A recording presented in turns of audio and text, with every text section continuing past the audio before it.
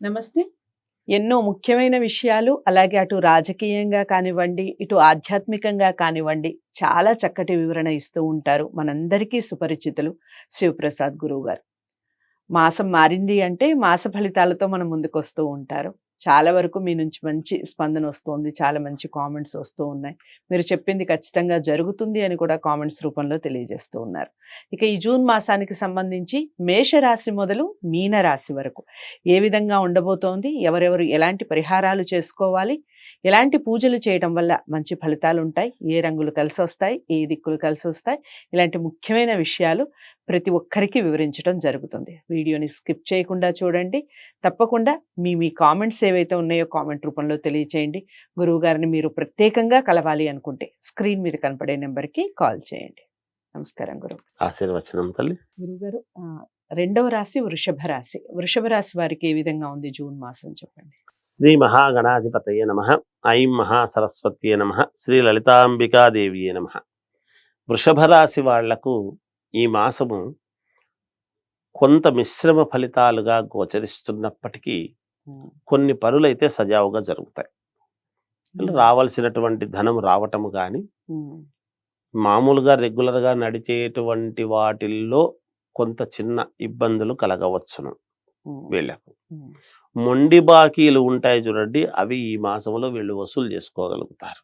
కొంచెం కఠినంగా మాట్లాడటం అనేటువంటిది జరగవచ్చును, కానీ వీళ్లకు డబ్బులు వస్తాయి. కానీ ఎదటి వాళ్ళు నొచ్చుకునేటువంటి అవసరం ఉండొచ్చు, అనొచ్చుకుంటారు అనేటువంటి దాని వలన కొంతమంది బంధుమిత్రులు దూరం అయ్యే అవకాశం ఉంటుంది. అంటే అపార్థము చేసుకోవటము.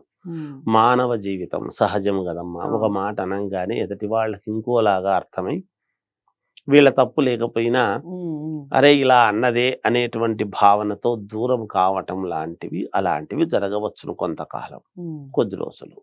అలాంటి పరిస్థితులు ఉంటాయి అనేటువంటి. తర్వాత దైవ సంబంధమైనటువంటి కార్యక్రమాలలో పాల్గొనడం, ఉద్యోగాలు చేసేటువంటి వాళ్లకు చిన్న ఇబ్బంది కలగవచ్చును అనేటువంటిది ఉన్నది. అంటే పై అధికారులతో జాగ్రత్తగా వ్యవహరించాలి. ఈ మాసము వీళ్ళు వృషభ రాశి వాళ్ళు మాట్లాడేటప్పుడు కొంచెము జాగ్రత్తగా ఆచితూచి మాట్లాడితే మేలు జరుగుతుంది. వీళ్లకు తొందరపడి ఏదంటే అది మాట్లాడి అనవసరంగా నెత్తి మీదికి తెచ్చుకోవడం కంటే, ఒక మాట అన్నారు అనంగానే ఆవేశము ఎక్కువ, ఆవేశము ఉండకూడదు. కొంచెం తగ్గించుకోవాలి.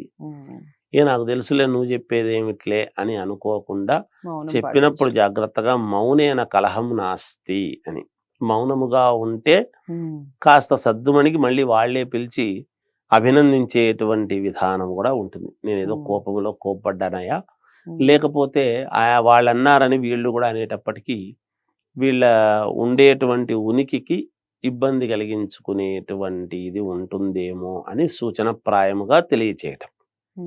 ఇదొకటి. విద్యార్థులకు బాగుంది, ఇబ్బంది ఏమీ లేదు. తర్వాత వ్యాపారం చేసుకునేటువంటి వాళ్లకు యథావిధిగా వ్యాపారాలు చేసుకోవచ్చును.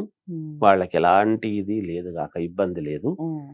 ఏదైనా మాట అంతే. ఈ మాసంలో ఈ రాశి వాళ్ళు కొంచెం మాట్లాడేటప్పుడు జాగ్రత్త వహిస్తే మేలు జరుగుతుంది. శుభకార్యాలు చేసుకోవడానికి కావాల్సినటువంటి నిర్ణయాలు తీసుకుంటారు.